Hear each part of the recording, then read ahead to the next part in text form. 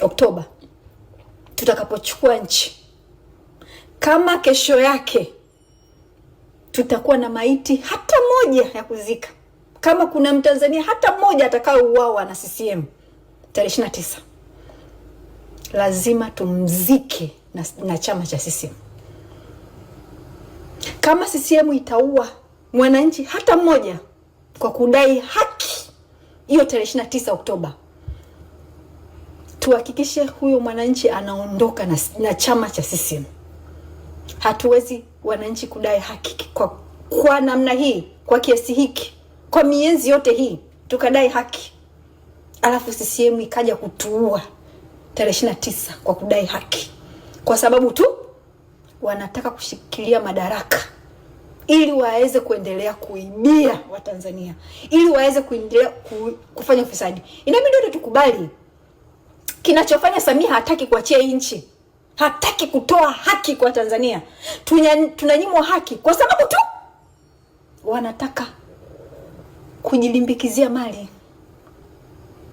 Sasa tunasema tarehe 29 CCM mkitoa roho hata moja ya Mtanzania kwa kudai haki, tunawazikeni nyie na huyo mtu, hata mmoja.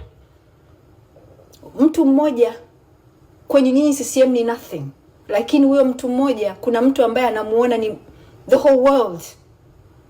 Kwa hiyo hata kifo kimoja hatutakichukulia simple CCM.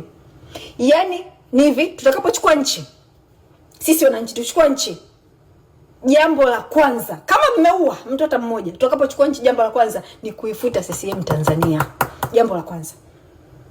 Bado kuna muda sasa hivi CCM ya kuokoa watu, lakini mmekaa kimya, mnamwacha Samia anabeti na roho za wananchi. Sababu sasa hivi Samia anachofanya ni anabeti.